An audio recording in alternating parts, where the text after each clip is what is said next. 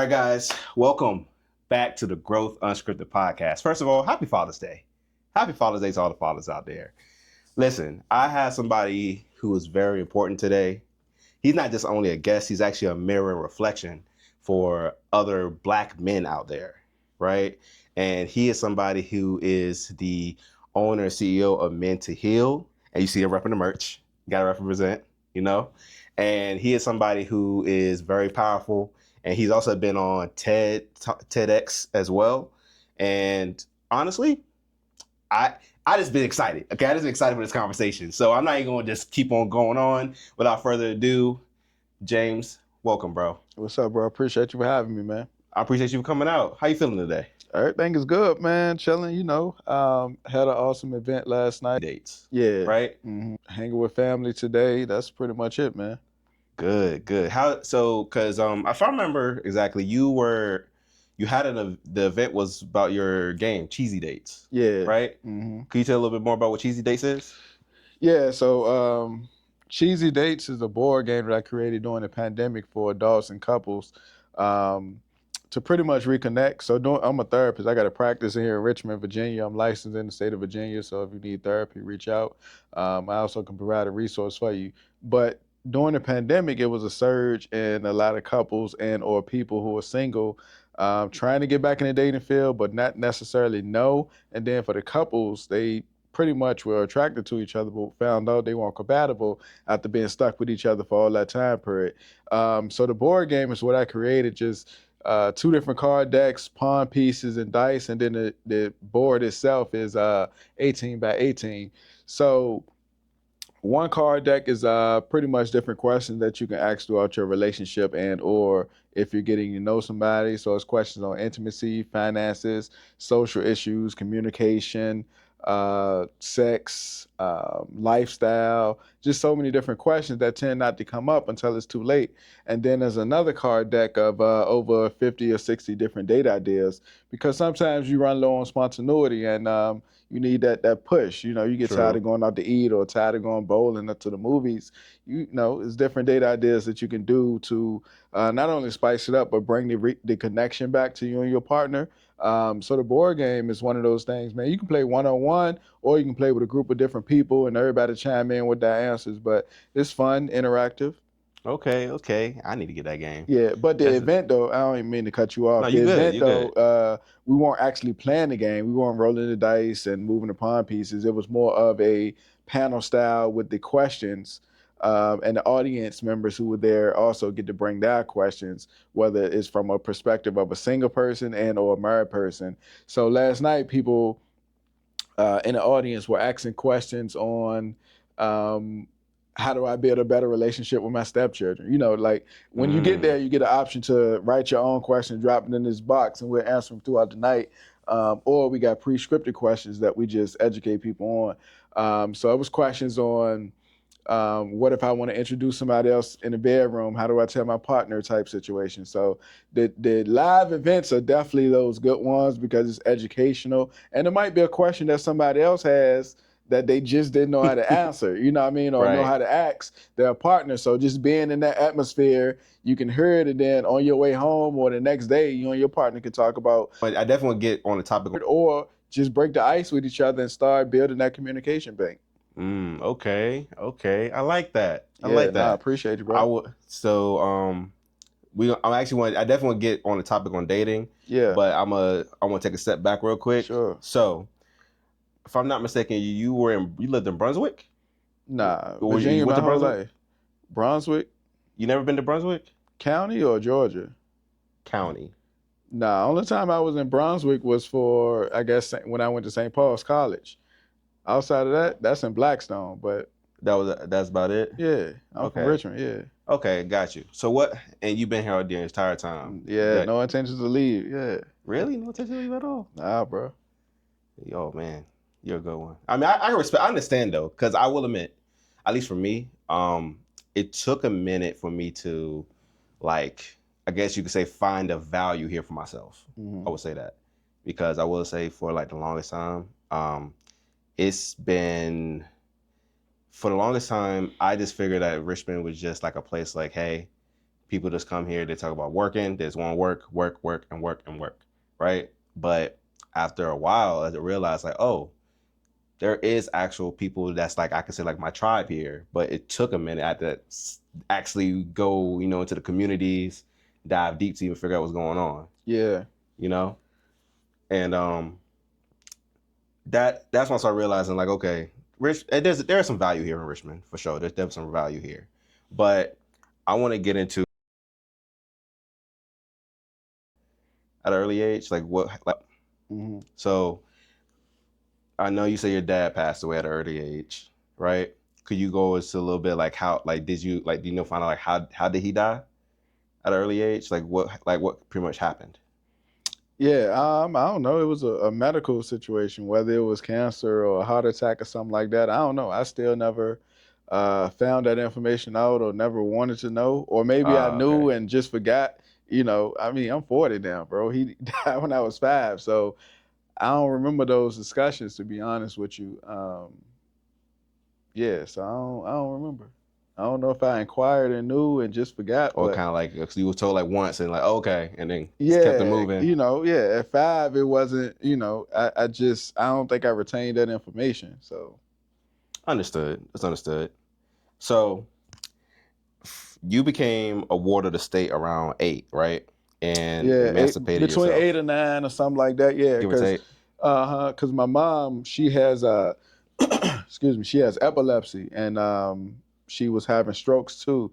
So she had strokes as well as epilepsy. So that wasn't a good combination. So one day at school, whatever the case, it's like she had round the clock nurses during the day, but at night, of course, it was just her and us.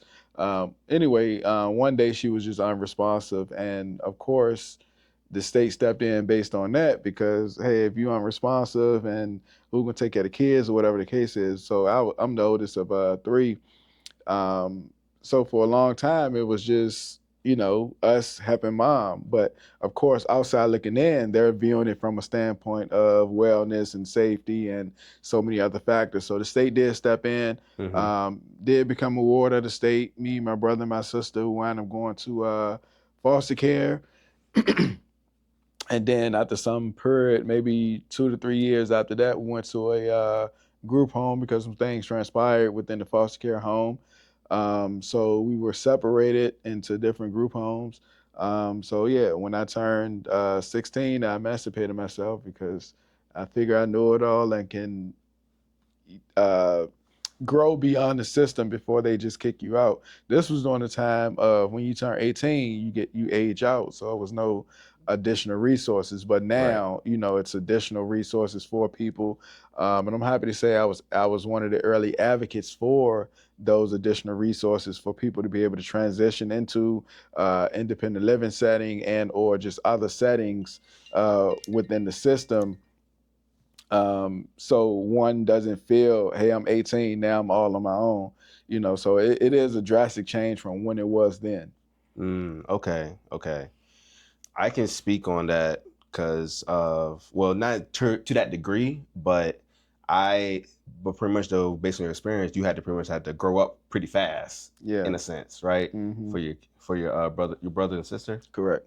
and like for me, I have a brother that's 11 right now, but 11 years old. 11 years old, and at an early age, because my mom was going through postpartum and some other stuff, I had to be the one to like help take care of my brother, change his diaper, and like there's just been situations to where cops had to be called, but then they just said, well, there's nothing we can really do, and it kind of put me in the spot where like, well, what am I supposed to do? At this time I'm only like 16, Hmm. so like what am I supposed to be doing? Yeah. And like it it definitely caused me to like have to be more mindful, how to take on responsibility early on, Yeah. right? So when you was doing all that, how were you able to balance between trying to help out with your brother and sister, but also like school and everything? Yeah, so that was one of the easiest parts, to be honest with you. So in high school, I was working, and then also I was fortunate enough to go to Franklin Military, which is one of the first public funded military schools in the country. So my reasons for going there is, of course, to get all the necessary life skills such as discipline and um, camaraderie and just growth. But they also fostered us with the opportunity to wear uniforms. So I didn't have to worry about clothes and stuff like that. So all the money I was getting from working different jobs and, just living, I was able to assist my brother and my sister because they still were going to a regular school. So it was more still hands-on because, naturally, some of the institutions or group homes, they do get funds for the residents, but they probably don't do what they supposed to Supposedly, with them. Yeah, yeah, so I still took it on as my responsibility to ensure that my brother and sister had what they needed for school, so they wouldn't be in a position to be bullied or ostracized or anything like that. Um, and then, of course, I saved a little bit of money, but for the most part, it was just making sure that they were good. that's good. I'm glad to hear that. And that's good that he was able to keep that balance though, because I'll be honest, probably, well, not many people, able to keep I guess say a level head. Yeah. Because I mean, we're all human at the end of the day. I'm pretty sure there's at least been a couple of times where, your emotions probably overloaded a little bit more probably on some days. You just had to like learn how to gather yourself, or at Yeah, least I not mean, show it. yeah, you definitely got to keep moving, keep progressing forward, and be strategic. You definitely got to figure out where you want to be at the end of the day, how you want to continue to progress and be different. Yeah, it definitely was times where I was like, yeah, I don't know what the heck I'm doing. I don't know what tomorrow is going to look like.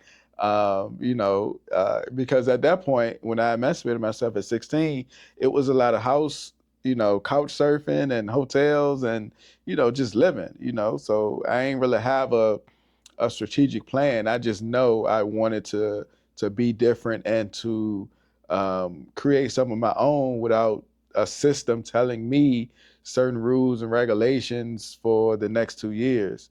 Um, so one day in the group home, man, I just decided like if they can feed you, they can starve you. So I don't want nobody to be in charge of how I, eat, not necessarily from a nutrition standpoint, but just from a life standpoint. Like if Right. somebody can give you something and you're relying on that, once they take it away, what's gonna happen? So I figure I just get ahead of it and feed myself, create for my own, be self-sustainable.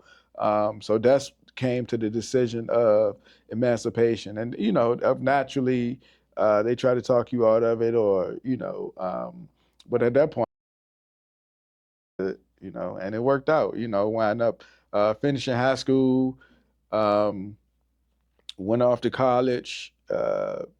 My sophomore year, I decided to join the Army because even in college, obviously, I'm still homeless. So on winter breaks, Right. summer breaks, and stuff like that. So I went to St. Paul's College. There's only one male dorm. So my room was on the first floor. So during those breaks, I was able to sneak back into the dorm room. I had a George Foreman in my car and a microwave, and the fridge was obviously still in the room. So summer breaks, winter breaks, fall breaks, and all that, I would sneak back in the dorm and I'd be good. Oh, Just you was, yeah, no, yeah, long nobody knew to do about what got going on. I'm nah, straight. like yeah, the one everybody was on break. I think it was like maybe a security guard or two there, but they was cool. They ain't really care. I don't know. It's not like you're causing trouble. It's like, hey, I just Yeah, need a place to what like I lay my mean? head at. Yeah, so it won't no it they ain't give me no static for it. And then I think the football team will wind up coming, you know, at some point, basketball team came at some point. So it just looked like I was supposed to be there. So it wasn't a big deal. But so my sophomore year though, I decided like, yeah, I'm tripping. I ain't about to keep doing this. So that's when I joined the Army. Um, did 8 years, two deployments, one Iraq, one Afghanistan. The rest is history, man. Came back, finished my degree in clinical psychology. Then I got a master's in clinical mental health counseling. Then I got licensed practicum and residency and all that stuff. So when you was in the Army, right? Was there something that possibly that's happened when you was, when you were deployed out that kind of like put you on the path of wanting to pursue psychology? Nah, my my army experience ain't got well, post army experience made me want to pursue this field, but during the army experience, nah, it was more for survival, man. I was just in a zone of they feeding me, they paying me, I'm getting these different skills. So for me, it was more of a survival thing. Um, it was good, man. I excelled, I guess, throughout the basic training and AIT phase. Like, I don't know if they still do it now, but earlier in the Army years, they had like this film crew that'll follow specific people throughout training. Uh-huh. So I was one of the ones selected for that just because of how I was navigating. Because you got to think, like, it was like I was there for survival for what I just told you, but it was people there who were like, who are true patriots. You know, if they want to serve that country, Oh, they bro, were I'm like, cool with I'm doing gonna that. die for this today. Yeah, I'm cool with that, man. But look, I was there because like I'm trying to save this money and I'm start just a doing what career. I gotta do. Yeah, If I ain't so gonna get myself out of it. yeah, so for me, it wasn't like, I guess the motivation was different, and the film crew or whatever selected me as one of those people. So like when it was time to shoot, when it was time to go in the gas chamber, when it was time to lead and do different stuff, I was one of the ones that was highlighted, in addition to several other people. Not to mention the fact that I was only one of like 5 Black people within the whole unit at that time. So Gosh. yeah, so basic training, man, it was fun. It was pretty dope. But yeah, for me, it was survival. And then my experience in the military, combat engineer, 21 Bravo. So when I was deployed, it was a lot of explosions, gunfights, and stuff like that. We did lose people on my first deployment. Second deployment was, we got into stuff, but it was pretty quiet. It wasn't anything catastrophic that was like to the death standpoint of it. So the psychology piece or the field piece from wanting to assist people came in addition to not only my lifestyle growing up, but also because a lot of veterans need resources, and specifically, I think they'll be better served by people who are veterans. Because even if you go to the VA now, it's a lot of people, resources who aren't veterans, and it sounds like they're talking or speaking from a book. So I got that Mm. wide variety of experience. I understand what it is to have PTSD or TBI, and to when a veteran, it's more relatable. You build that cohesive experience a little bit faster, because when they're talking about smells and sounds and what happened in country, it's more relatable because I was there too. You get what I'm saying? Yeah. So it's one of those things, man, that I think that added to why I wanted to be in this field. But for the most part, it came from my earlier life and just wanted to be different for those people who couldn't advocate for themselves, as well as to be a advocate for the people who are in the system and probably need a little bit more advocacy.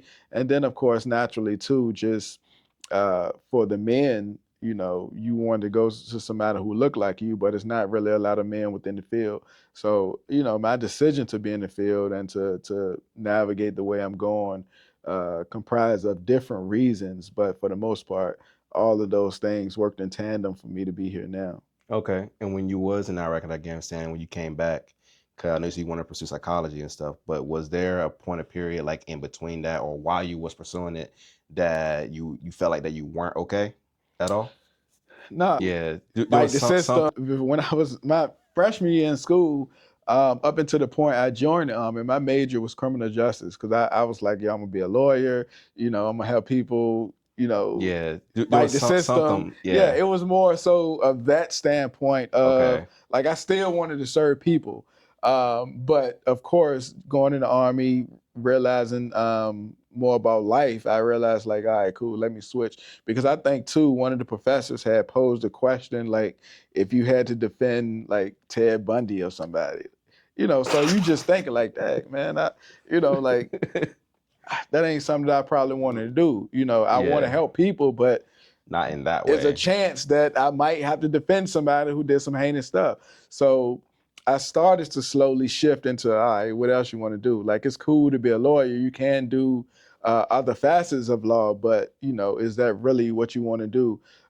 So then it slowly to shift. But as far as the Iraq and Afghanistan thing, I think when you in it as a soldier, you are hyper vigilant, but you also are motivated to stay focused and to work with the people alongside you. So even if you are grieving or experiencing trauma, you're not really processing it right then and there because you are working for the buddy beside you. You are motivated to complete this mission. So if I did have things going on, or if another buddy had things going on, it wasn't something that we addressed right then and there because we were still in country. We had to focus on what was at hand. We had to do some certain things. And it was a couple times where I was hit with an IED and I had to take maybe 1 to 2 days off or whatever the time period was during that time. Mm-hmm.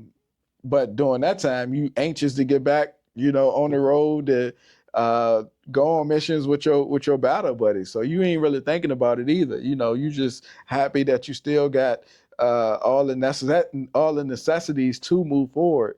All right, cool. I'm not gonna miss that blind spot next time, or I'm not gonna overlook that sniper or seeing what's moved. Like you more Alert. hyper vigilant and alert at that point after you do get hit. But as far as recognizing if you do have other issues going on, that's not something that I can say happened that I know of.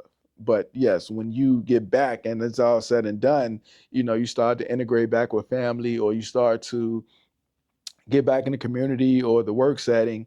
People do recognize the changes. They recognize that you're not who you were before you left, Mm-hmm. and that can be a detriment if you don't recognize those things and try to get the help. But a lot of people, specifically soldiers, try to get the assistance, but the VA got a long backlog, or like I said, they don't have a lot of therapists or providers who have that experience to be able to treat somebody who's military and all that. So that's why a lot of veterans tend to not do anything, or some of them find better opportunity within the group because you got that universality. You got a couple different people with similar experiences, so you'll be open to share or just be open to being in that atmosphere. Mm-hmm. So that's been beneficial for a lot of veterans. But for the most part, they like, yeah, I'm good. I ain't, and they wind up using substances or pushing people away, getting a divorce and different things because they don't address those things. I agree. I actually, for me, especially going to therapy, because I've done therapy before. Actually, you know her because you work with her, Anita. Stubmeyer? Yeah, huh. She Yeah. used to be my therapist. Okay, cool. Yeah, and She was one of my panelists last night. oh, she was Yeah. nice. Yeah, she was on here too, and we had a great conversation. But she definitely helped open my eyes up to like not only because of like the problems that I had going on, but like also as well like hey like figuring out where did it source from, Hmm. so that way I can actually take that time to reflect and figure out how to not blame myself for everything, but also to like push through that, Yeah. and so now we're going on the topic of healing and everything. For a 25-year-old who thinks depression is a woman's thing, how do you get past that wall in the first 5 minutes? Well, it's gonna take more than 5 minutes, but a lot of men still feel that depression is a woman thing, just based on a couple different reasons. One, a societal standpoint.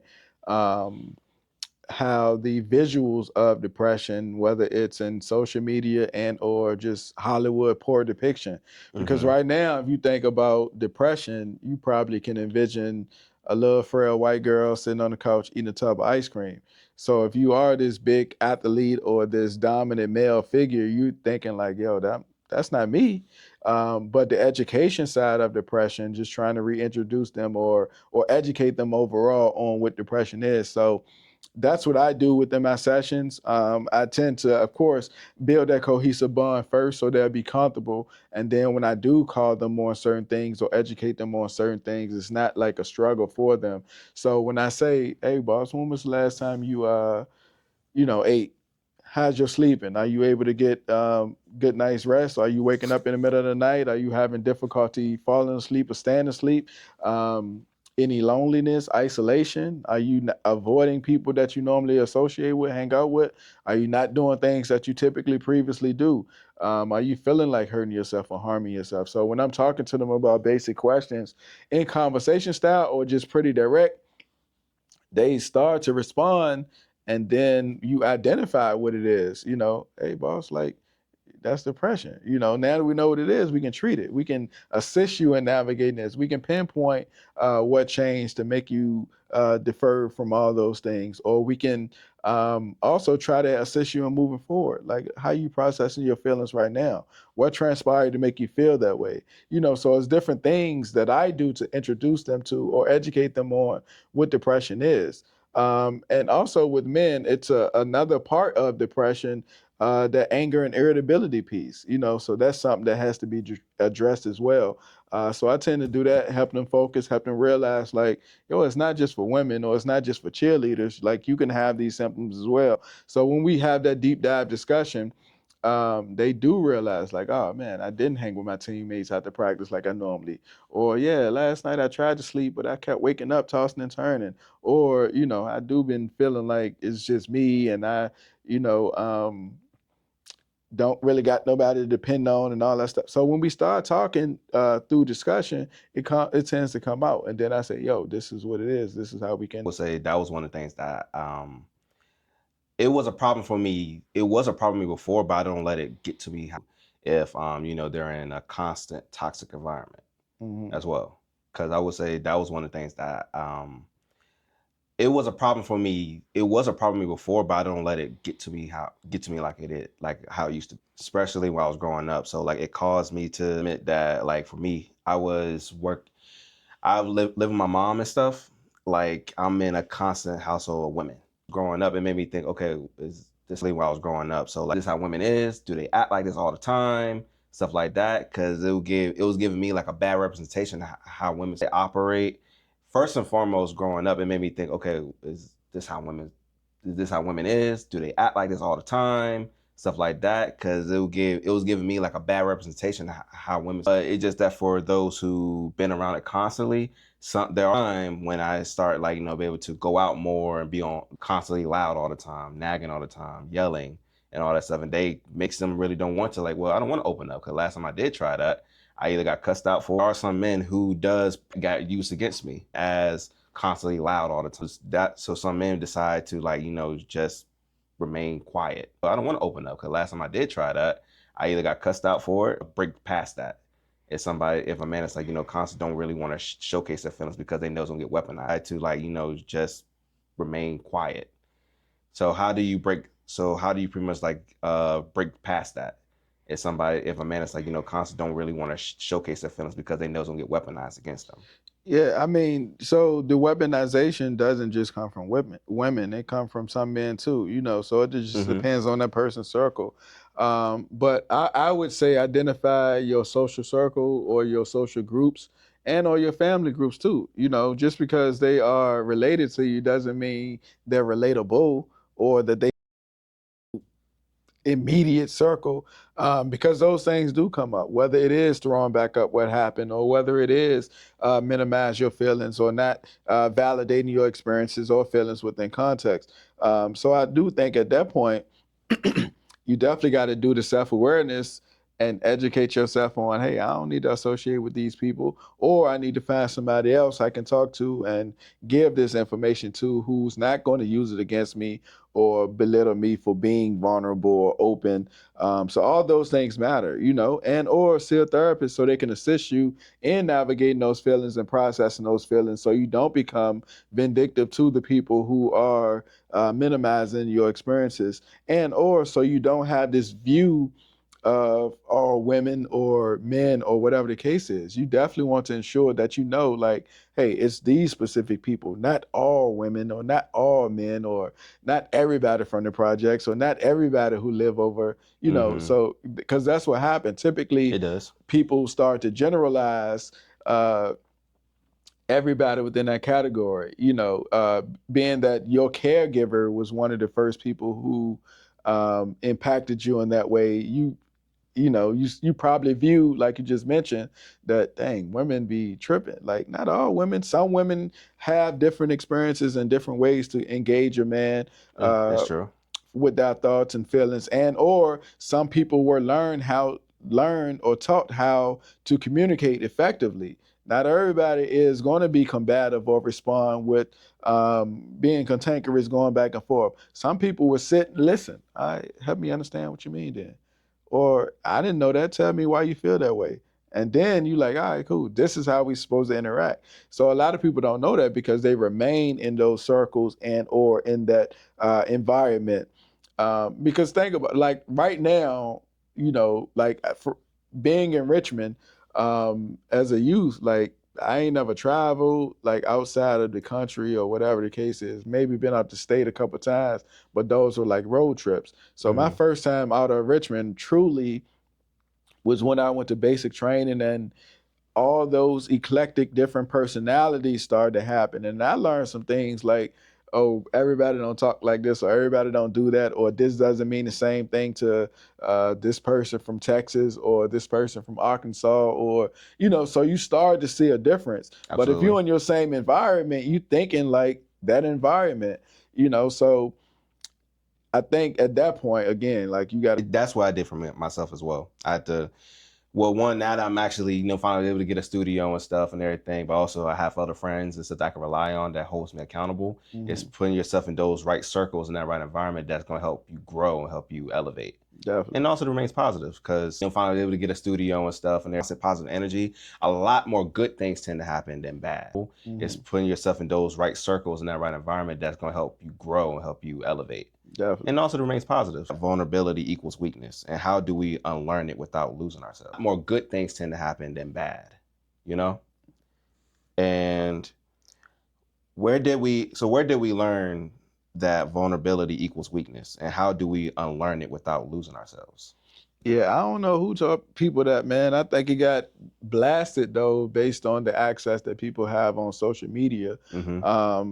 And I guess within specific households, you grow up putting additional pressures on the boys or men based on what you think will foster them to be more macho or have this machismo, so they won't be soft or they won't be taken advantage of. And then, of course, on the inverse of that, that equates to not expressing your feelings, not being as vulnerable as you could, or just shutting down, or not being as expressive as you could. So those things, I think, in the lessons of trying to ensure that this male is not stoic, but like dominant, it transferred to the knowledge of that masculinity, it equals those specific things. And then, of course, it just added based on the fact of Hollywood and social media and things like that.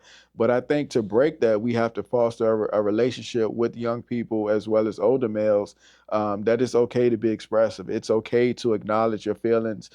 Something I say in my settings is feel your feelings, not just those ones on the surface, but those deeper ones too. Because we want to break as many cycles as we can. Agreed. And realistically, you're thinking about how somebody grew up. Like a lot of boys and men don't have life skills because they were told those were, for women, or gender roles. Gender roles are life skills. They need life skills. Why do people do that? Because that's just irritating to me. Because we're human. All of us are human. Yeah, but you're viewing it as trash. Your sister do the dishes. You know what I'm saying? Like, I never understood why people do that, because that's just irritating to me, because we're human. All of us are human. Yeah, but you're viewing it as, girls do this, boys do that, and it's to the detriment. I think it starts from an education standpoint, but it turns out to be one of those things where you're creating indifferences within those young people, because now they're taking those patterns beyond lifestyle roles, and they classify them as gender roles.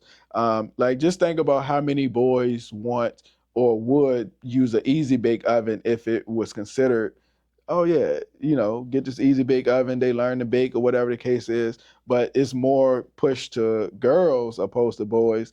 And then, he gets older and you wonder why he's burning shit. Why he's burning stuff, or you're asking like, yo, why you never cook for me? I'm always doing the cooking. Like, yo, this is what he was growing up to do. And then I'll take it a step further. Just think about, like, now it's probably different, but when I grew up, man, I grew up in the projects, and like every Saturday we used to be outside flipping on somebody's mattress because they got evicted.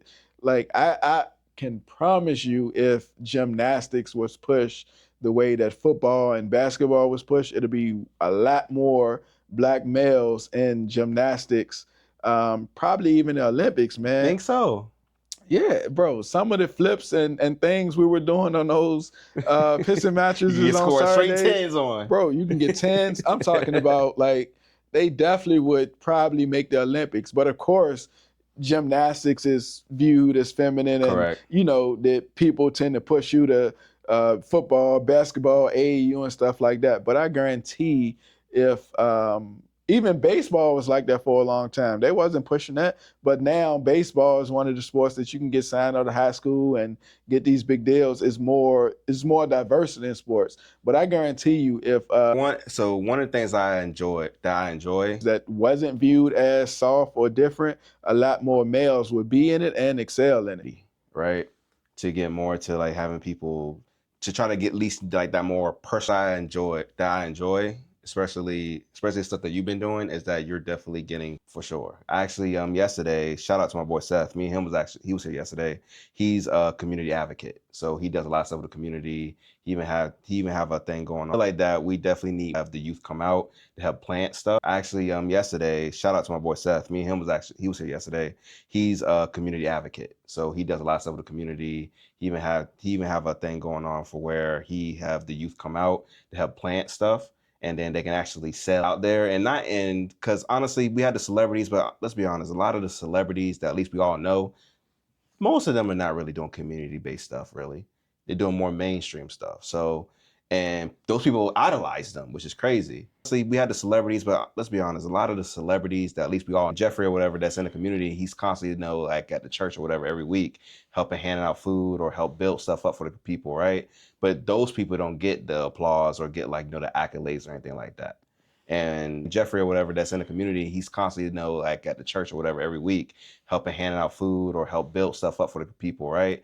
But those people don't get the applause or get like, the accolade. Understand that, to where like, hey, those people are not going to help you, right? We'll be the ones to be a chance to be able to help you more than those up there, because they may throw some money, they'll keep on doing like, all the mainstream stuff, but they're never going to really help you the way that you need to be helped.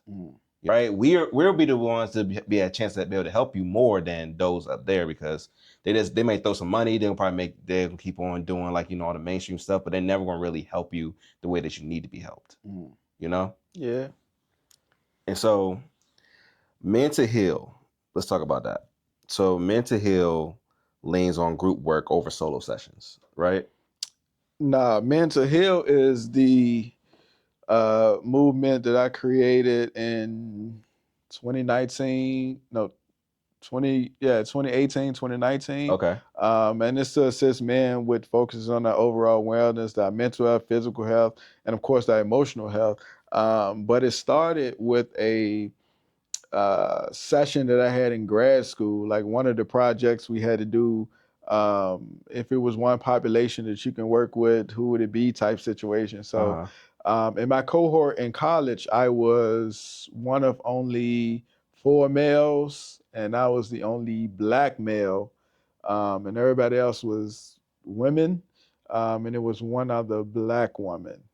So it was very limited. It wasn't as diverse, but that is a micro setting of how the field actually is dominated by women, and is a very few black men within the field. Long story short, my initial population that I chose was, of course, veterans, but it was somebody else in there who had a similar idea to do that project on veterans. So I just went back to the drawing board so we wouldn't have similar things. So I just started thinking, man, like who else is limited? So then I just looked around the class like, yo, it ain't no black man. So I was like, oh man. So not only black men from a standpoint of within the field, but black men getting services, black men seeing representation in the field, or being able to see somebody who look like them when they do have these challenges or issues and want to talk. So that's how I created that. And the title of the project was Men to Heal. So wound up getting a good grade on it. I think I got an A or something. Presentation was good. So I just tucked it away. Wound up graduating, starting at this private practice right here in Richmond called Lavelle Outpatient Counseling, owned by Tangi Moore and Sean Blackwell. I was the only male on that staff for a long period of time. They did phenomenal work in the community for women. You know, they did retreats, they did Yanni steams, and just a lot of different stuff for women. So I used to Uh-huh. always like, yo, when we could do something for the men, when we could do something for the men. And it went on for a while. And then at this time too, I was co-owner of an art gallery, the Well Art Gallery on Hall Street. Okay. So myself and AJ Brewer owned that. So then, after continuing to ask when we could do something for the men, I just remember the project I had in grad school. So I was like, you know what? I'm gonna use this art gallery. I'm gonna just invite people out. We're gonna just talk about men and mental health. So I did that. It was like on a Saturday. The first one, it probably was about 35 different people there. It was men, boys. It was some moms there. It was some wives there. You know, it was just a collection of people who wanted to hear these things. So that's how it started. So the next one was like athletes and mental health or something like that. So I had a panelist of um, previous professional athletes, collegiate athletes, and you know, it just continued to grow. So then, from a business standpoint, I was like, oh man, I need to monetize it. So I created this shirt. I was stuck at a train, you know, Broad Rock and Oh yeah, by the yeah. VA, and Yeah. I was just sitting. So I got a electric car. So on the screen, I just started drawing, and that's why I created this logo.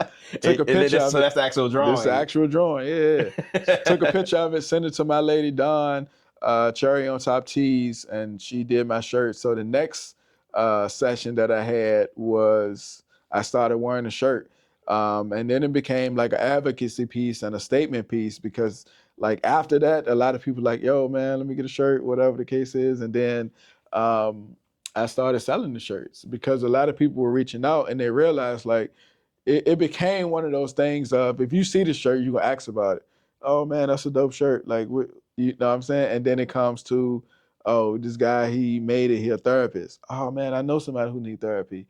Oh, I didn't know it was a black man therapist. Or my Mm. uncle can you know, so it started becoming one of those things. So a lot of people started gravitating to it. And then of course mental health just blossomed into words that I didn't even understand or comprehend at the time because there was a lot of people reaching out from the media and or different states and countries. So that's where the speaking part led to it, not just based on the movement, but based on my experiences and based on being a black man therapist within this field because it was limited. This was post-pandemic, close to pandemic. So Zoom allowed a lot of opportunities as well. And then it just grew, man. I just, you know, want to do the work, want to help as many people as I can. And on the outside of that too, it just became one of those things where people learn to be advocates for themselves because they do have, or now they do know it's a resource there. Okay. Okay. I love that. I actually, so do you plan on or already have planned, like a lot more like live events you're trying to do more of for people, for men and stuff? Yeah, yeah. So before the pandemic, it was we was feeding the less fortunate every third Saturday. We was doing fellas on the mats, which is yoga in the morning for different men who wanted to come out. That was a big event. I was doing boys and wings, so that was like just having different men in this section eating wings, chopping it up. So I am in the process of bringing groups back. So I stopped it with the pandemic because they changed serving food, like you had to be prepackaged and all this other stuff. So we don't feed the less fortunate every third Saturday no more. And then I am gonna bring those groups back, man. Even if it's I love that because actually for me, so like when my podcast literally is based on not just, men who's already like at a certain pinnacle point or anything. Cause mine is really about men in real time. Like I'm showing them growth in real time, right? Showing them like, hey, what the pain, my podcast and all the different situations stuff that I've been through. Men who's already like at a certain pinnacle point or anything. Cause mine is really about men in real time. Like I'm showing them growth in showing you, like the top part of where I'm at. I'm showing you in the middle of like what's all going on. situations, stuff that I've been through, but also like, hey, like I'm still navigating. Starting to make this podcast was that because of all the issues and problems that I've been going through. Part of where I'm at, I'm showing you in the middle of like what's all going on. It took me a minute. It took me a minute because I'll be honest, I am pretty well versed in a lot of different topics. At first, I want to talk about relationships. Then I want to talk about business, but then I also want to talk about as well like mental health because I've dealt with a lot of mental health. And because I'll be honest, I am pretty well versed in a lot of different topics. At first, I want to talk about relationships. Then I want to talk about business, but then I also want to talk about as well like mental health because I've dealt with a lot of mental health. And like this is something I can speak on now because it doesn't feel tight in my chest anymore while I talk. We're literally between that and also as well like what my dad and my mom had going on, how stressful everything was for me at that time. I went toward like my dad had train tracks in the back of his house. And I walked in front of the train and saw the train coming. But my dad and my mom had going on, how stressful everything was for me at that time. I went toward like my dad had train tracks in the back of his house. And I walked in front of like I just really felt like I could really talk to no one. But right before the train came, my stepbrother pulled me away and stuff, and I just balled up crying. And like at that point, nobody I could really, talk to because I ain't gonna talk to a white guy about it because he's not gonna fully resonate with me. To resonate with someone, I'm not gonna talk to a white lady. Well, maybe you should seek therapy and stuff like that. Be a black man or a black woman, one of the two. And so, like for the longest time, because he's not gonna fully resonate with me, right? And like I'm not gonna talk to a white lady either, and black woman, one of the two. And so, really like she didn't like try to come at it from a way of like, hey, why did you do this? But more so, hey, what led you to do it? What were some of the things that caused you to? She's really the only one that really like, she didn't like try to come at it from a way of like, hey, why did you down the barriers and also stop trying to judge people, either things that caused you to like, that is honestly, you don't know what led to that person due to certain what's going through your mind. It doesn't dictate who they are, but at the same time, you got to realize that you got to have give people grace, give them at least a chance to explain based on their actions. Because honestly, you don't know what led to that person due to certain, like just judging them off. It doesn't dictate who they are, but at the same time, you got to realize that you got to have give people grace, give them at least a chance to explain themselves before you just immediately start, going at like just judging them off rip, Yeah, no, I got you, man. So I'm glad you still here. Unfortunate that you had to experience that. So hopefully now though you do have other avenues in which you can express yourself, and or you got the opportunity to get assistance when you need it. So if anybody out there who's challenged by that or having these thoughts or don't feel like they have a resource, definitely make sure you dial 988. That's the crisis hotline. 988, they definitely can get you resources within your area, or you can hit me up directly too. I do have a resource. What does accountability look International list on my website with different therapists. like? A guy as simple as like just checking on you, if you need assistance as well. Nice. And what does accountability look like to you? Right, compared to like a guy as simple as like just checking on your bros. And is like, having like, do you believe I mean, accountability, when you saying like which part, what are you asking specifically? like, okay, they're rather either play victim or they use another reasoning or why they do what they do. Some men don't want to take accountability for their actions on why they act a certain way. They're rather either play victim or they use another reasoning or why they do what they do. Yeah, but I mean, they probably truly believe that though, because if you like I said, I'm 40, so if I use the excuse of I've been like this my whole life and nobody is saying, all right, when are you gonna change? Or nobody is showing me how to model a different behavior, I can use that excuse because I don't know. But the accountability piece is if you do have that circle or those people to say, yo, bro, come on, man. Like, are we still chasing women or are we still doing the same thing every weekend?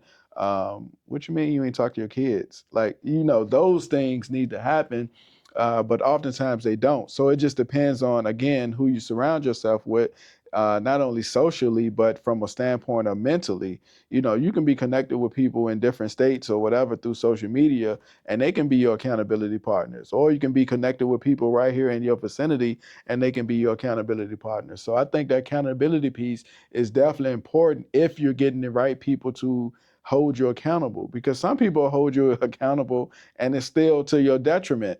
Hey bro, we said we was leaving Friday at 7 o'clock.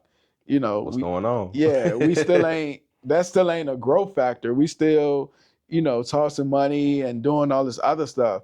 Like right now, like last year or probably this year, I created a trust. So all my properties are in it and my businesses are in it, my insurance and all those things. Smart. Yeah, but a lot of people don't know about wills and trust and all that. So if we having a discussion and you talking about going out or getting these new shoes or whatever, I'm one of the people like, bro, like, what's your legacy look like? You know what I'm saying? Did you set up a will? You got to trust. All that money you spending on these rims or whatever the case is, like that's depreciating. Why you don't put money into XYZ? So for me, I'm one of those people who do question and or try to bring things to light that you may or may not know, and go from there. And some people want to hear it and some people don't.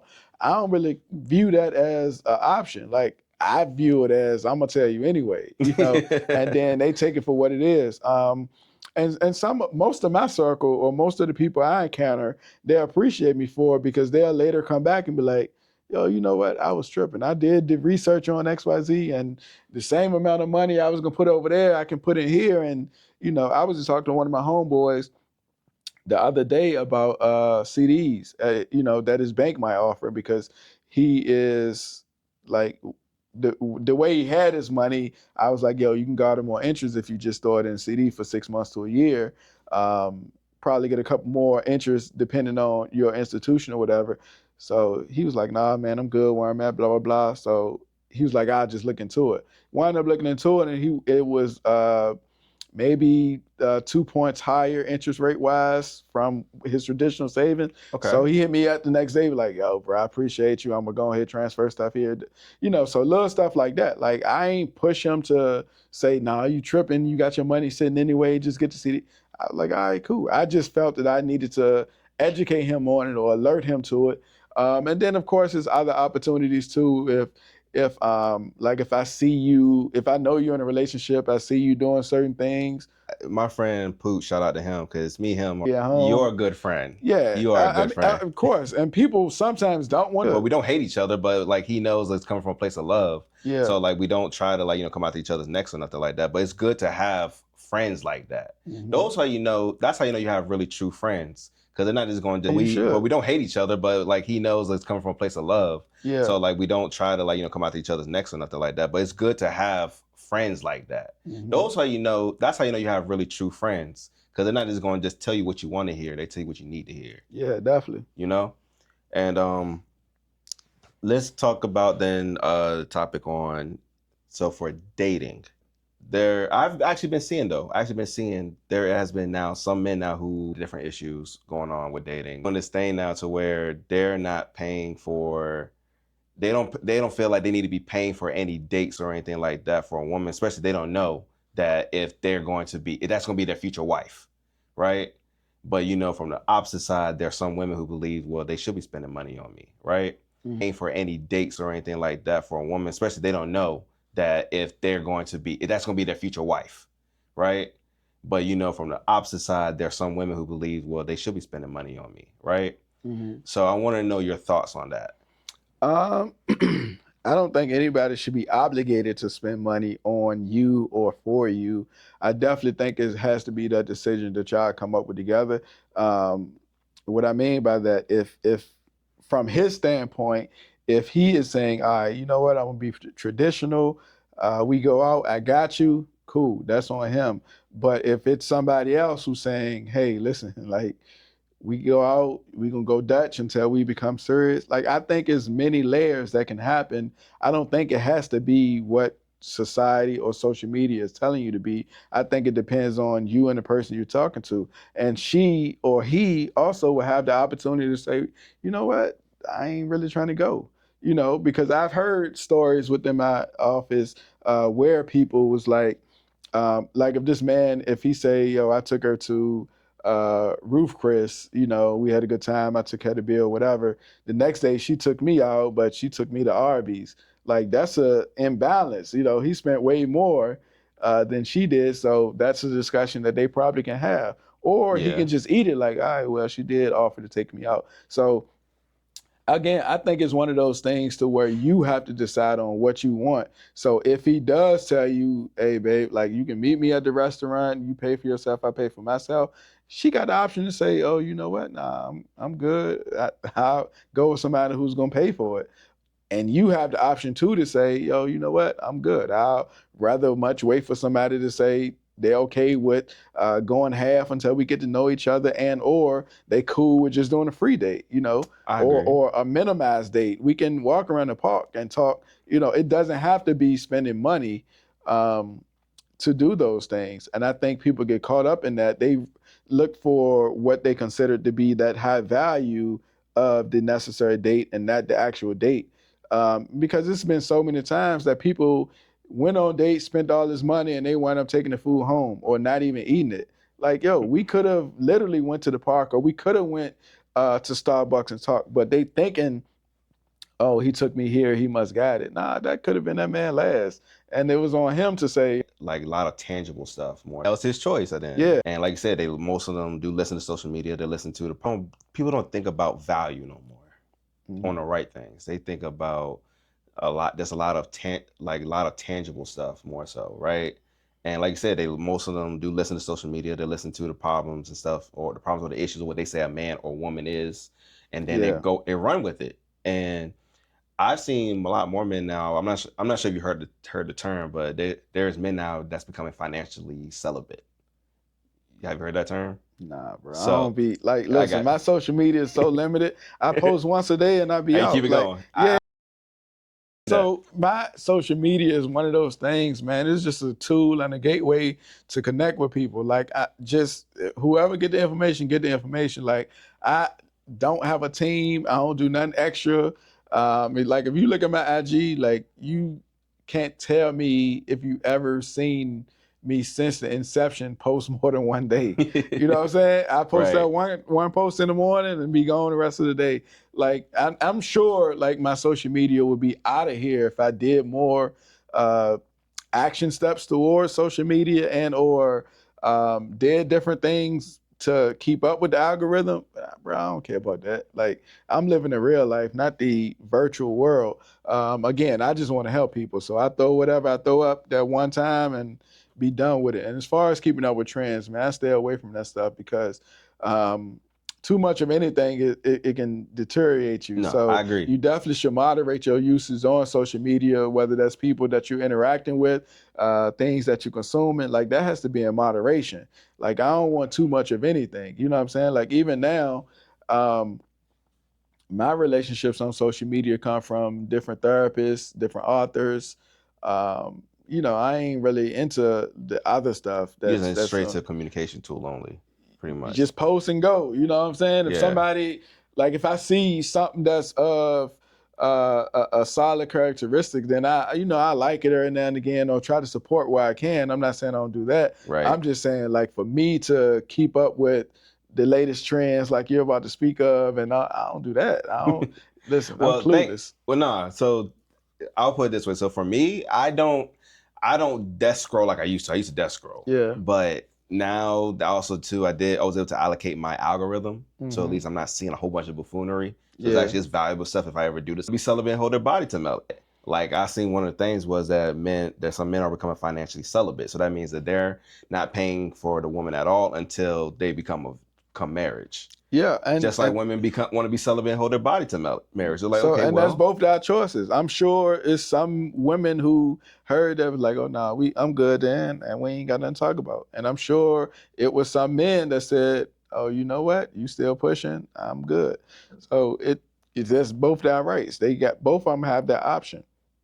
And what you say about the men who the men who wants to date, but they know though they internally not mentally right there, like mentally there Yeah, yet. still do the work. I don't think that's a male specific question. I think it's a person question. So not only Agreed, for it the is. men or for the women, like if you feel like you want to date but not mentally ready, still do the work on yourself, because those issues that you didn't resolve will come up in this new relationship, and or while you're growing this relationship. So you don't want to be in a situation to where now you are dating somebody and now they reveal themselves to be just like the last person, just like the previous person. And that's what happened. You didn't do the work on yourself. So you wind up meeting somebody who is the same person as the last person, just a different visual and a different name. But you keep going to the same, you keep getting the same result over and over again, though. Basically, yeah. So if you do the work and realize, like, why am I attracted to people like that? Or why am I looking for people with this characteristic? Or why are these people treating me this way? So just take a step back, do some reflection, do some soul searching, really identify who it is that you want, who you want to present that you're attracted to, because that's the thing too. Like if I'm presenting a certain image, certain people are going to be attracted to that. If I'm truly being my authentic self, you're going to attract those people who you truly want. Like if like just think about how many people are naturally eclectic but don't dress a certain way. You ain't mixing your plaids and your patterns because you think somebody gonna talk about you, or you True. think it's not fashionably acceptable. So now you are putting on solids or whatever the case is. This is just a mini example. But just think about if you went out with the polka dots, you went out with the stripes or whatever, and you meet somebody who's just expressive and artistic as you. Now y'all can connect on a different level. Or just think about the people who are into like anime, who like is scared to say they're into anime No, or I whatever. love anime. Yeah, Okay, that's cool. And that's my day one. That's actually saved me a lot more times than one. That's what I'm saying. Somebody who also is into anime, y'all can bond over there. Y'all can talk about that. But if it's dormant and not expressed, this person don't know that you into it, and then y'all start dating and she found out that you into it. She's like, oh man, you spend all the time watching anime or whatever, opposed to you expressing it, you meeting somebody who's also equally into anime. And that's what I'm saying. Like, so as long as you're being your authentic self, you can attract people who are going to authentically like you, opposed to you putting up this shell, this front.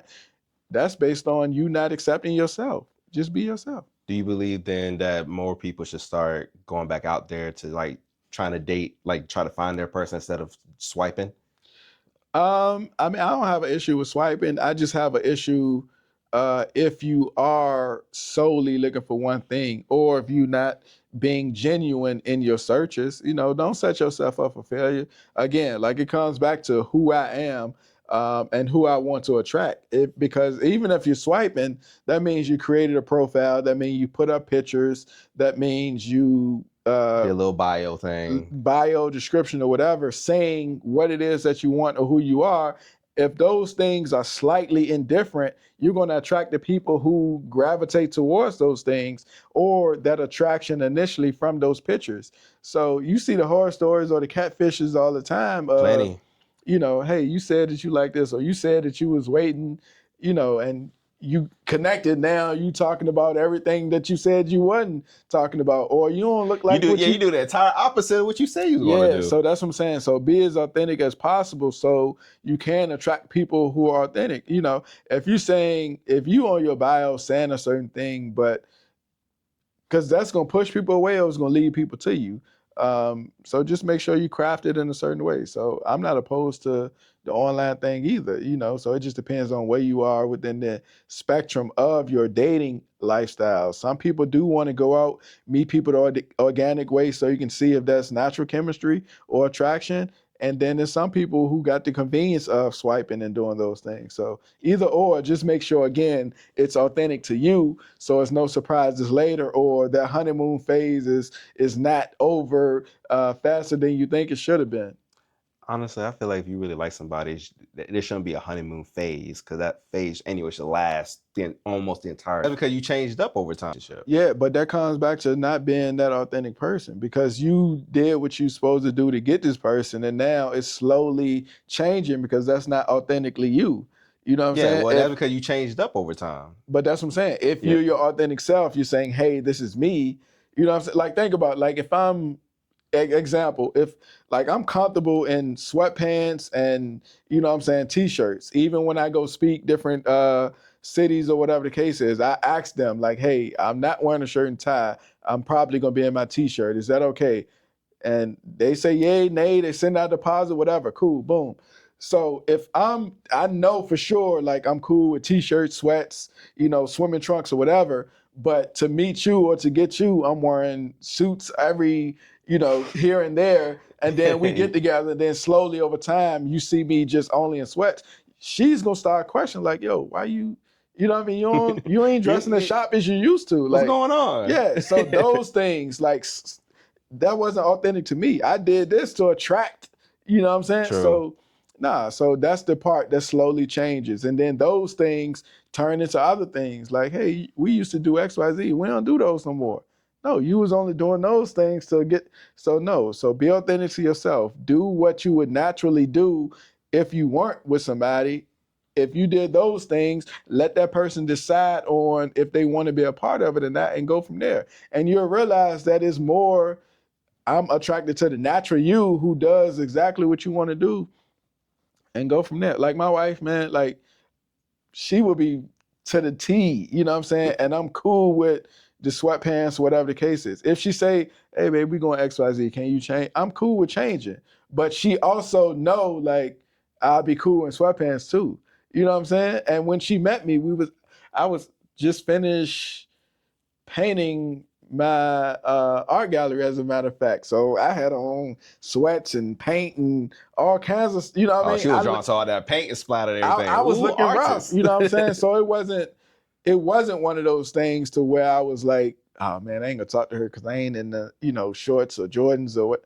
Nah, man, I was myself, and you know, here we are. Either it'll work. Yeah. If it don't, it don't. Yeah, but some people, they wait until they feel that they are attractive or can have that person gravitate to them before they even make a move. So I think that's where you set yourself up, because if you not those things naturally, you start to go back to where you were previously, and then this person is looking like, oh, this ain't how it used to be, because it wasn't natural to you. But then again, I would definitely say half of those things honestly have grown to like, I'm starting experiences are also from people very close to having like zero faith in the dating market. But they may not even know it themselves. Yeah. Sometimes, and then other times it's like, those experiences are also from people who still healing as well. And they may not even know it themselves. Yeah. Sometimes, and then other times it's like, they probably they're not moving with the vibe that you're on, right? No, you definitely got to do the work. Men or women arguing with each other, yelling at each other, slashing tires. The dating pool now is, at least a lot of people saying it's trash, is because a lot of people go into these relationships or try to be in one. And you got people now who are on the verge of each other, yelling at each other, slashing tires, beating on you and all that stuff. And it's like, well, these people never took the time to actually learn from their mistakes or at least heal from them. But I had a couple more people now who are on the verge, literally now going overseas to find their partner now because of these experiences. Yeah. So we're about to wrap this up, but I had a couple more questions. Yeah, go ahead, bro. So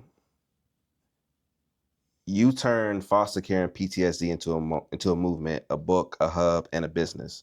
How do you tell a man his pain can become his purpose without making it sound easy?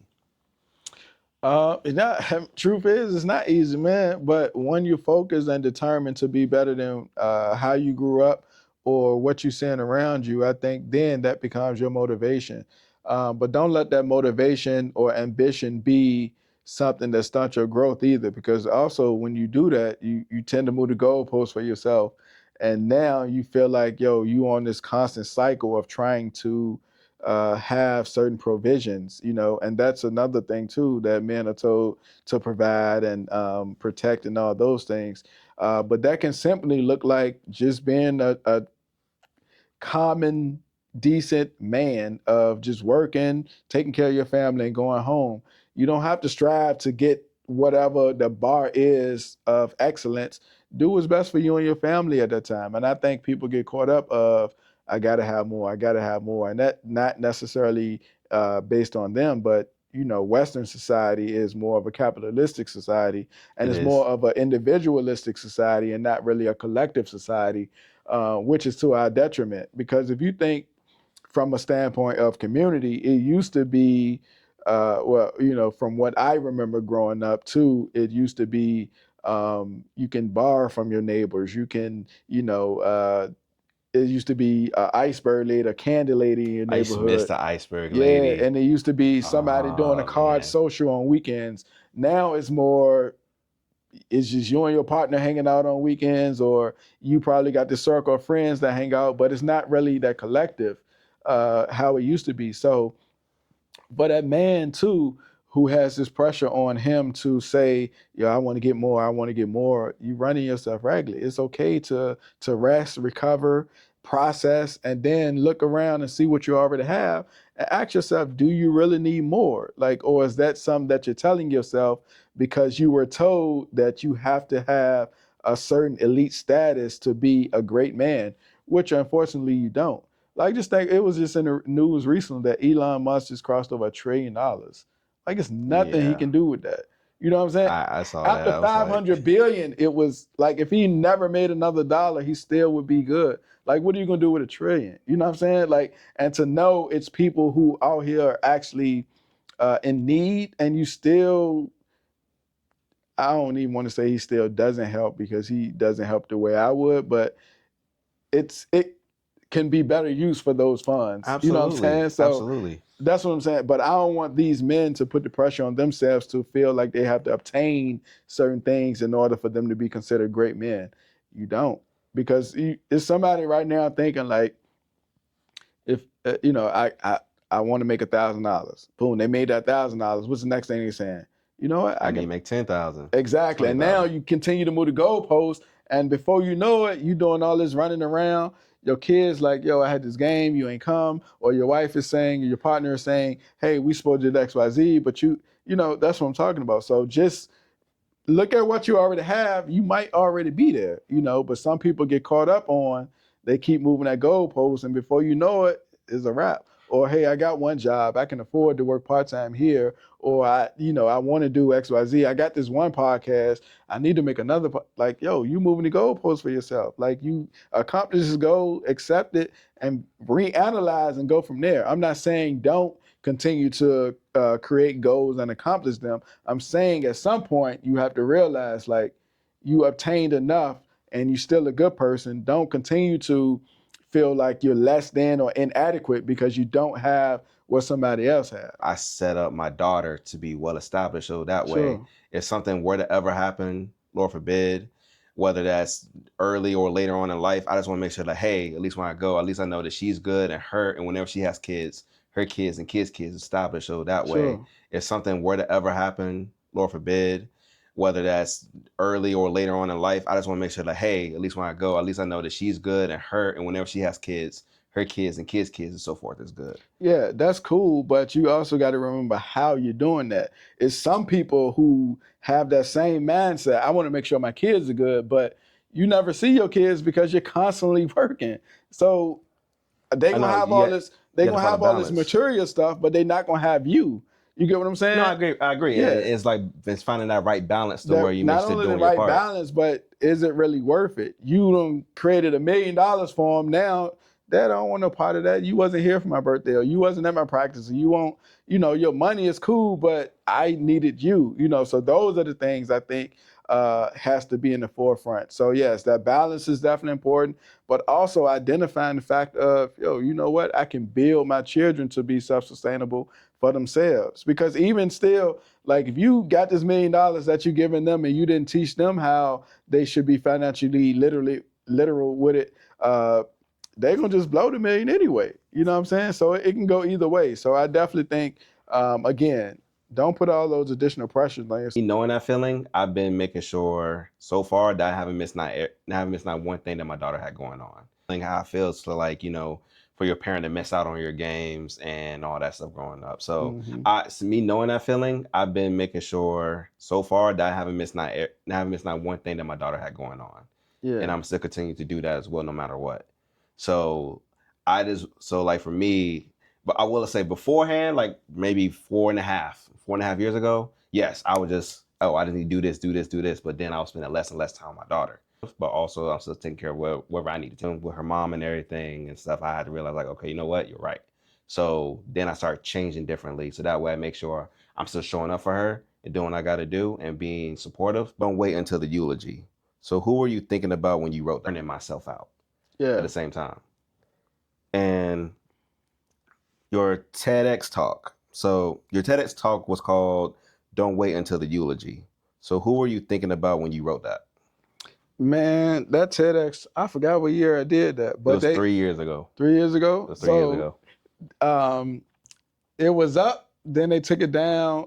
So whoever was in my cohort. Yeah, I saw the view count. Like, that doesn't make sense. Yeah, so whoever was in my TEDx cohort, they took all the eyes down. I think it was something was wrong with, it was some issue, and then they reloaded them. So, because the views was crazy, and then they took it down. Now it's getting back. But yeah, so oh my God. Don't wait for the eulogy, man. I was just simply talking to all the men out there who want to hold other men accountable or want to be held accountable or needed insight on certain things as far as being a male is related. So a couple highlights in there. I did say you got a lot of boys that you hang out with, party with, but nobody's holding you accountable. Just think about, like, there's somebody there that's going to need somebody to hold up that casket. You know what I'm saying? Facts. You didn't hold him up when he was here and alive, which was unfortunate. Like, if you know, so it was just different things in there that I was talking about, man, that I wanted to put a highlight on how people can navigate, specifically men navigate while they're still here, opposed to waiting until the eulogy. Like, you know, you go to a funeral, everybody got something good to say about you.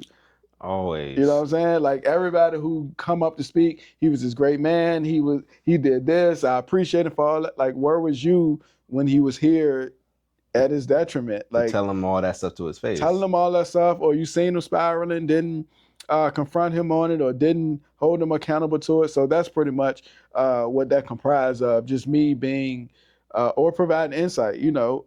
And a lot of people reached out after that talk too, because they did say, you know, man, I had to call my homeboy and let him know he was tripping for doing XYZ, or hey, I suggested this to this guy, and you know, hopefully it worked and all that. So it was one of them things to make you think, like, dang, man, am I definitely say that accountable? Can I confront somebody and we now have an argument? I just tell them how it is, and hopefully they really knew what to say. If they said anything, they gave like the most generic response possible. Mm-hmm. And so what I realized is that not everybody knows how to handle somebody. Depression periods, nobody knowing how to handle somebody to say. If they said anything, they gave like the most generic response possible. Mm-hmm. And so what I realized is that not everybody knows how to handle somebody in those situations either. Yeah. And due to them not knowing how to handle somebody in those situations, that then leads to the person who is suffering to be like, well, nobody cares about me and nobody really wants to want to be around and stuff, because they don't really have nobody who knows how to handle those situations. And so they go silent and just let things be. Yeah, so it's on that person too who is having that issue to seek a response from somebody who know how to handle those things. Because like, you know, you want to be in a marriage to where you can tell your partner everything, but truly, can your partner handle what I'm about to tell them? They might, you know, they might start to spiral after that. Or can I talk to my homeboys about this when they got all these other issues? So it could be a multifaceted reason of why people feel they don't. So that way, that's why I think it's better to talk to somebody who's better equipped to handle those questions. You know, because again, you might feel like you ain't got nobody to talk to. You do have people to talk to. They just probably don't give you the response that they should give you. They only give you a response from their perspective. You know, so if you telling dad and he's, you know, was born in the 70s and 80s, of course his perspective of, yo, you got that? What are you talking about? You know, it's different from now. You like, bro, I really don't got it. You know, or if you're talking to your wife and you feel like, dang, I want to tell my wife this, but she gonna, view it a certain way, or it's gonna start an argument or whatever. Yo, your wife. So talk to somebody else, whether it's a therapist and or maybe somebody at your church or something like that. So utilize people who are equipped to handle that, because everybody don't have the capacity to handle what you're probably Admit it, I really don't know. and it's gonna put you in a position to where you feel like, yeah, I can't talk to nobody. But at that time, of course, I was immature back then. But like, I was just thinking like, well, she my ex when I was going through some stuff. She openly admitted I really don't know what to say about this point, right? But at that time, of course, I was immature back then. But like, I was just thinking like, well, she doesn't know like how do we expect, for us to work or whatever the case may be. Yeah, but then it's like, just think about how in that situation you blamed her for something that she wasn't even equipped for. Correct. Like, and even worse than that, you said that she acknowledged, like, I don't know what to say right now. So you know what I mean? Like in your mood, in your feelings, and a therapist or state of being, you gave that to her, and like your defenses to her was pushing her away because you don't know how to help me. Correct. When like when I should have just seeked out a therapist or find somebody else who can. And I don't know the situation, but she like, yo, I'm 20 years old. You upset with me that I don't know how to handle XYZ? Like what? Like when did you know me to get this insight to be able to handle whatever that situation is? Right. And like I said, back then I was immature. I was just, because honestly back then I was just thinking of me in that time. No, I got you. And a lot of people do, and they don't realize it until it's too late. And that's why you see people getting divorces or separations and breaking up, because you thinking like your partner is supposed to have all the answers, but naturally they don't. And you shouldn't blame them either because they don't. Yeah, like, you shouldn't blame them. That's not something that I went into thinking like I have to address. Like, naturally people know like, all right, cool. Somebody might lose somebody, but how do I respond to that? Like, and just because they respond to a certain thing a certain way, that doesn't mean they care more or less, because they probably didn't have to deal with that situation how you would have dealt with that situation. True. So all those things matter within context, but to blame your partner for not knowing how to assist you is unfortunate, because them people not equipped for that. They got their own lives going on. Yes, they want to be there to support you as best they can, but sometimes they don't know. And they don't have the answers to everything either. They don't have the answers, and sometimes they may say something that may seem insensitive, but it's not intentional to stab you with that word. It's, this is what I thought to say. I didn't know, because everybody's not equipped to or not trained to be a therapist or a professional within this field. So I don't think you can hold that person as somebody who did you dirty. You know what I'm saying? Oh no, absolutely. Yeah. You can't. And like you said, that's probably half of the reason too why a lot of relationships fail too, is because we do the blame. Because like, in our heads, like, well, if the roles were switched, I know what I would say. Okay, cool. Yeah, you may know what to say, but even you saying you know what to say, that doesn't mean that's what that person want to hear either. Correct. Because like if you say, let's just say you were with a partner and they looking down or sad or upset, and they say, I lost my uncle. And you like, oh, babe, I'm sorry you lost your uncle. I apologize. Come here, you need a hug. And then they respond with, I ain't like him anyway. I'm just upset because my mom upset. So now you like, oh, you know what I mean? Yeah, so you knew what to say, but it still wasn't the right thing to say based on this person's perception. You get what I'm saying? Yeah. So either way, it's all in perspective. So in that instance, you got to ask people, how you want me to hold space for you right now, or what do you need from me right now, or anything I can assist with? Because your idea of knowing what to say or knowing what to do might not be best for them or what they truly want. Sometimes they don't know what they want. Sometimes it's, I just need a hug, or, hey, yo, give me space real quick. Let me process.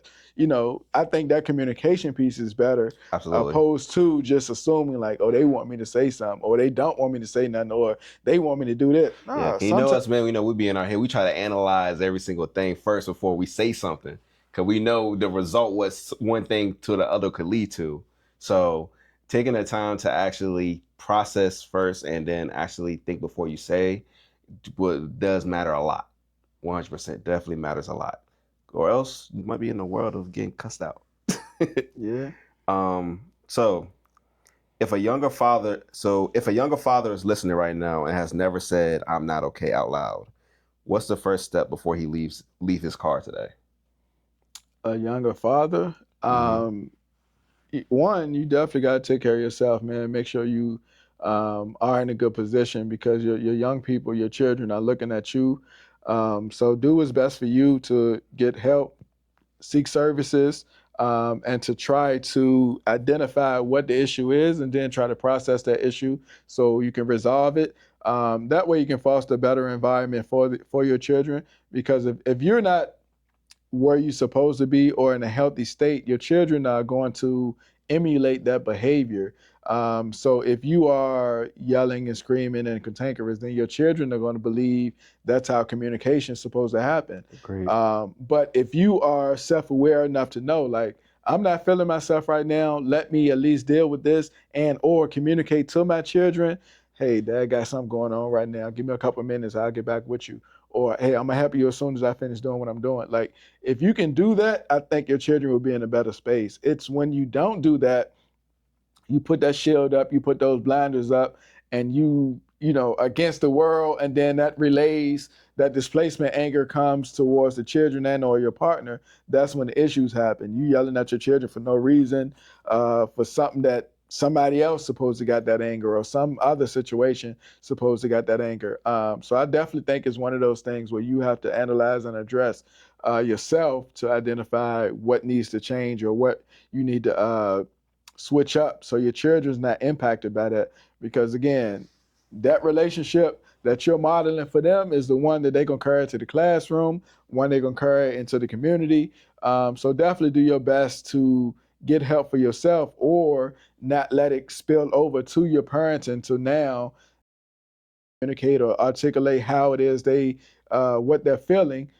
Even think about it. If you go to work this week, it's going to be a couple of people in the office that you realize don't know how to communicate, shut down, become defensive, and all those things. Hmm. More than likely, it happened at an earlier age. They seen this model behavior in the home. When they did speak up, they was minimized, or when they were told to ask a question, they were, you know, verbally abused or whatever for it. So just make sure you take all those things in account, man. You're your first teacher for your children. So if you're going through something, just make sure it's taken care of on your end. Seek all the services you need, but definitely make sure it doesn't spill over into fatherhood. Well said. Well said.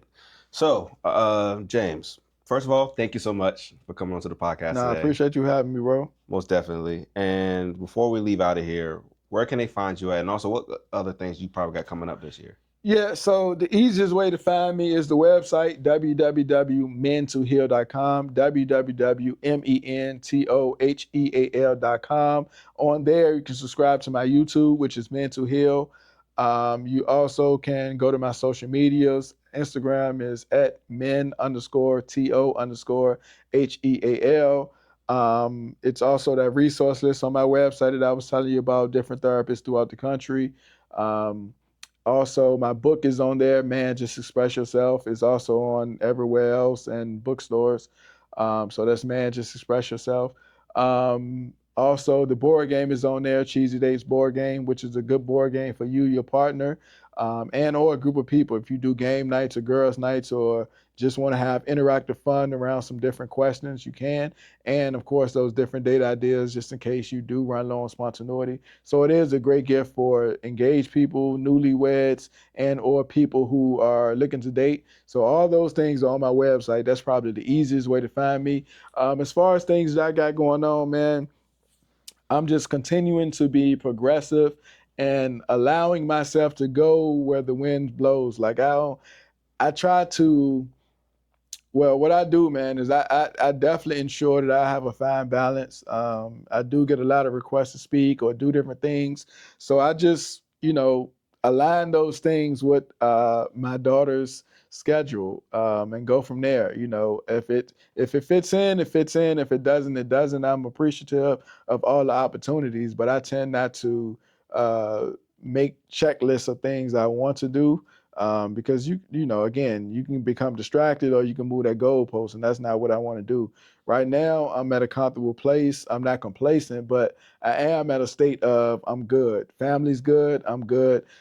Serving the community in different capacities, and I know my limits. So as far as what's coming up next, you'll just have to catch it when it come up. Hey man, you only 40. Right? 40. I just turned 40 in March. Oh, happy belated birthday. Thank you. Yeah, so his young bones ain't working like it used to be. Hey, man. But he's still getting it. Yeah. Well, look, thank you so much. And also, for those who have chimed in today, I appreciate y'all for listening. Make sure to like, subscribe, and also leave a review down below. And also, if y'all have any certain topics y'all want me to talk about, definitely make sure to drop them in the comments. And also, I do read the comics, so please let me know your thoughts. But other than that, we will see y'all on the next one. Peace.